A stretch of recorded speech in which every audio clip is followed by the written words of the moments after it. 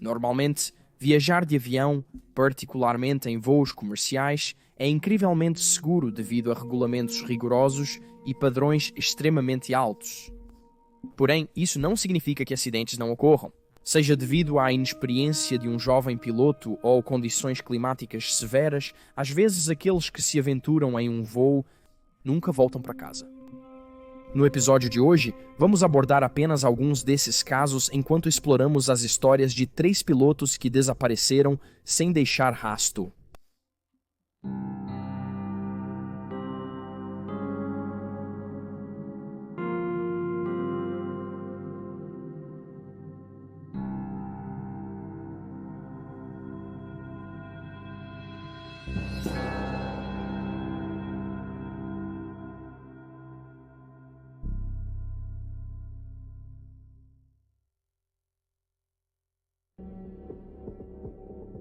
Albert Jewell. Albert Jewell pode não ser um nome conhecido para muitos, mas é um dos primeiros aviadores dos Estados Unidos da América, agora mais lembrado por seu desaparecimento súbito. Enquanto voava para Staten Island para participar do American Aerial Derby do New York Times.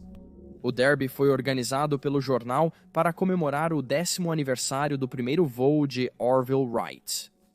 Orville e seu irmão Wilbur foram ambos pioneiros da aviação, que se tornaram famosos após inventar, construir e voar o primeiro avião a motor bem-sucedido do mundo. A corrida do New York Times, agendada para 13 de outubro de 1913, teria participantes navegando em circuitos cronometrados num trajeto de 96 km e 5 centímetros. Começaria e terminaria em Oakwood, um bairro no centro-leste de Staten Island. Albert Jewell, de 27 anos, era um entusiasta da aviação, tendo recebido uma licença de piloto do Aero Club da América. Ele estava voando há cerca de 6 meses e era instrutor, embora notavelmente fosse inexperiente quando se tratava de voos mais longos, como o que ele precisaria navegar como parte do derby. Albert decidiu que o melhor curso de ação seria voar de Hempstead, Long Island, para o aeródromo de Oakwood.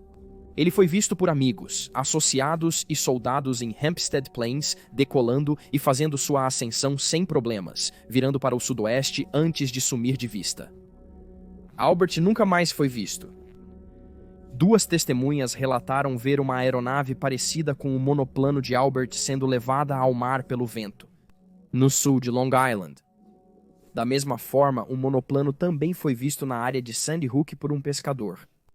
Havia rumores de que o jovem havia caído na água antes de ser encontrado e acolhido por um navio mercante logo após ter desaparecido, mas isso provou ser falso. Como Albert não sabia nadar, suas chances de sobreviver no mar eram extremamente baixas.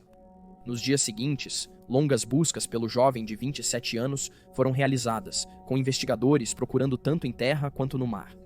6 lanchas e vários aviadores de Nova York, incluindo o vencedor do derby, William Luckey, auxiliaram na busca pelo jovem. Organizou um voo de busca na Baía de Jamaica em 18 de outubro.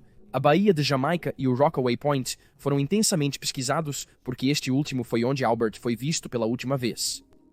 Contudo, ele ou sua aeronave ainda não foram encontrados.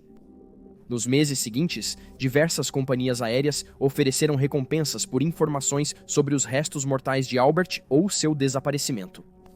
A Sociedade Aeronáutica ofereceu $400, sua viúva ofereceu $300 e seus empregadores ofereceram $250, tudo em vão. Nos anos seguintes, houve 2 relatórios separados de restos humanos encontrados, que se pensava pertencer a Albert, mas nenhum foi conclusivamente ligado a ele. Em 14 de janeiro de 1914, um tronco masculino apareceu na praia de Edgemere, Queens, após uma tempestade. Suspeitava-se que fosse de Albert, mas sua viúva negou devido à roupa que ainda estava no corpo. Apesar de mais de um século do desaparecimento de Albert, seu corpo e os destroços da sua aeronave não foram encontrados. Ele deixou para trás uma esposa e uma filha de 3 anos.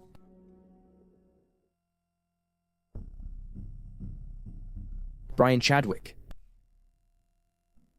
Na manhã de 12 de fevereiro de 1962, Brian Chadwick, 47, e seus 4 passageiros, Louis Rowan, 25, Daryl Shields, 33, e o casal recém-casado, Valerie Saville, 22, e Elwin Savilo, 20 embarcaram no de Havilland DH-90 Dragonfly. Brian era um piloto britânico com considerável experiência e havia se mudado para a Nova Zelândia para começar de novo em 1951. Ele tinha um total de cerca de 6.000 horas de voo e possuía uma licença de piloto comercial e qualificações em engenharia de aeronaves. Após voar para 2 empresas aéreas, decidiu criar a sua própria, a Air Charter Limited, em 1956. Nela, realizava voos turísticos frequentemente de Christchurch para Milford Sound. Às 9h52 da manhã do dia 12 de fevereiro, a aeronave partiu do aeroporto de Christchurch. O grupo chegaria em Milford Sound aproximadamente às 12h37. A rota usual de Brian incluía atravessar os Alpes do Sul, uma cadeia de montanhas na ilha sul da Nova Zelândia, mas o tempo naquele dia deixou claro que seria impossível para ele seguir por este caminho. Relatos indicam que, em uma ligação matinal com um meteorologista, ele cogitou desviar ao sul de sua rota comum pelo condado de Mackenzie para evitar o mau tempo. Ele teve que cancelar uma viagem para Milford Sound 2 dias antes por condições climáticas semelhantes. Até hoje, no entanto, não está claro qual rota Brian tomou. Seu Dragonfly nunca chegou a Milford Sound, e tanto ele quanto seus passageiros nunca foram vistos ou ouvidos nas décadas desde que desapareceram após a decolagem em 1962. Mike Kerr, o oficial responsável pelos voos em Milford Sound, era amigo de Brian e ficou preocupado quando o homem de 47 anos não chegou às 12h37 conforme programado. Contudo, logo após a 1 da tarde, a preocupação virou alarme total. 1 hora depois, uma operação de busca e resgate foi lançada, e na semana seguinte, a maior busca aérea da Nova Zelândia foi realizada. No entanto, nenhum sinal do Dragonfly ou de seus passageiros foi encontrado. Após a decolagem, Brian não fez nenhum contato por rádio, mas vários testemunhas acreditaram que viram o Dragonfly em várias etapas de sua jornada. Numerosas observações colocaram a aeronave voando além de Fairleigh e da moderna Twizel antes de virar à direita no lago Ohau e seguir para o Vale Hopkins. O Dragonfly foi visto aqui por 2 coletores de cervos. Outras testemunhas acreditam que o avião então virou à esquerda no Vale Huxley, que levou a uma passagem baixa nas montanhas que Brian conhecia. Isso permitiria seu acesso à cidade de Hast e à costa oeste. Apesar da passagem do tempo, o desaparecimento de Brian, seus passageiros e seu avião permaneceu um mistério atraente para aqueles com interesse em casos não resolvidos. Um desses indivíduos é Bobby Reeve, que comprou um livro sobre o caso em 2008. Ele reconheceu Brian como um homem a quem ele havia vendido um iate 50 anos antes. Nos anos desde a compra, Bobby e sua família dedicaram semanas de suas vidas procurando por Brian e os destroços de seu avião. Em 2015, eles descobriram uma bota de mulher no alto do Vale Huxley. Eles acreditaram que o sapato poderia pertencer a uma das passageiras, Valerie, já que a área era tão remota que é improvável que alguém mais estivesse lá em cima. Bob observou que o terreno no vale é muito íngreme para que a aeronave pudesse ter saído em condições climáticas adversas na época, e afirmou, cito, "A única saída é voltar." E ele não voltou. Ele propôs a ideia de que Brian voou para dentro de uma nuvem, se perdeu e colidiu com a montanha. Contudo, algumas pessoas discordam da conclusão de Bobby Reeves. Outra parte interessada, Lowbone, acredita que a libélula voou para cima do rio Huxley, mas nota que um fazendeiro na área de Dingleburn ouviu um avião de 2 motores voando para o sul. Depois das 11 da manhã, por volta das 11h34, testemunhas ouviram um avião nas nuvens acima, mas não ouviram perto de Wanaka. Além disso, caçadores relataram ver objetos ou árvores perturbadas no Vale do Arco-Íris, perto do Monte Aspirin, pouco depois. Paul Powell, líder da equipe de busca e resgate de Otago, também acredita que o avião possivelmente caiu nesta área. Um relatório de 2023 observa que Paul está atualmente tentando obter financiamento para procurar no Vale do Arco-Íris quaisquer restos do Dragonfly ou daqueles a bordo, embora até agora ele não tenha tido sucesso. Também este ano, a Operação Dragonfly foi organizada pela polícia, que procurou uma área em South Westland, perto do rio Jacobs, depois que um arnês de aeronave e um pedaço de carpete foram descobertos. Acredita-se que foram levados das montanhas. Embora haja alguma sugestão de que o arnês era do Dragonfly, ele não está conclusivamente ligado à aeronave. De qualquer forma, não parece que algo tenha resultado desta busca. Houve alguma especulação nos últimos anos sobre se Brian deveria ou não estar voando naquele dia, e não apenas por causa do tempo sombrio. Relatos apontam que os registros de manutenção do avião de Brian foram alterados inadequadamente e estava sobrecarregado, embora o peso extra do combustível teria sido queimado na primeira hora. Além disso, o Dragonfly não estava equipado para viagens alpinas. Brian usou o Dragonfly para essas excursões, pois o avião que costumava usar não estava disponível naquele momento. Observou-se que os carburadores do Dragonfly tendem a congelar em nuvem, causando paralisação do motor. Se perdesse um de seus dois motores, muitas vezes lutaria para manter a altitude. Seja qual for o caso, os restos do Dragonfly, seu piloto e seus passageiros ainda não foram encontrados.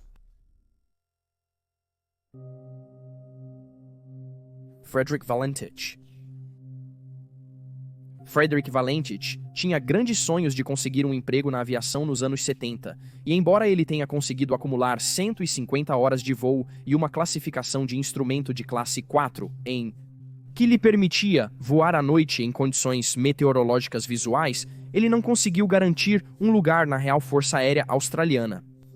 As duas inscrições que ele fez na Força Aérea Real Australiana quando jovem foram rejeitadas porque ele não atendia às qualificações educacionais necessárias.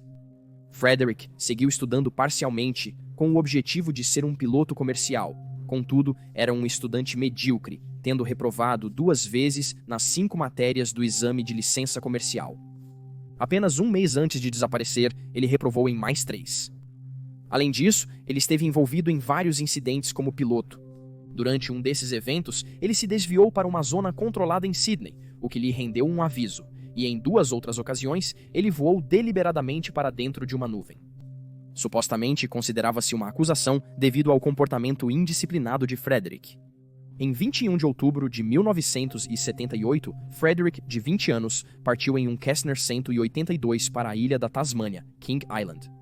Enquanto ele informou aos oficiais de voo que planejava pegar alguns amigos na ilha, ele disse a outros que pretendia coletar lagostins. Investigações revelaram que as declarações eram falsas, e o motivo de Frederick voar para a ilha King segue desconhecido. De acordo com seu histórico de mau comportamento, o jovem de 20 anos não seguiu o procedimento adequado quando decidiu não informar o aeroporto da ilha King sobre sua intenção de pousar lá. Frederick fez contato pela última vez com o serviço de voo de Melbourne às 19h06, reportando que um avião não identificado o seguia a 1.372 metros. Informaram ao jovem de 20 anos que não havia tráfego naquele nível, mas ele afirmou ver uma grande aeronave com 4 luzes de pouso brilhantes. Ele não conseguiu identificar a aeronave, não reconhecendo seu tipo, mas disse que ela havia passado a cerca de 1.000 pés acima e continuava a se mover em alta velocidade. Ele afirmou que alguém se aproximava dele vindo do leste, sugerindo que o piloto do avião estivesse brincando de propósito. Pouco depois, Frederick relatou que a aeronave estava orbitando acima dele. Ele o descreveu como tendo uma superfície metálica brilhante, com uma luz verde nela. Uma das últimas coisas que ele afirmou foi: "Não é uma aeronave, é..." Frederick interrompeu sua transmissão por problemas no motor, mas retomou minutos depois. Um ruído não identificado, descrito como sons de raspagem metálica, foi ouvido antes do contato ser perdido. Nas horas seguintes, uma busca por mar e ar foi iniciada na tentativa de encontrar Frederick e seu avião desaparecido. A procura abrangeu mais de 1.000 milhas quadradas, sem encontrar vestígios do jovem de 20 anos ou de seu avião. A busca terminou 4 dias depois, em 25 de outubro. O Departamento de Transportes da Austrália investigou o caso do desaparecimento de Frederick.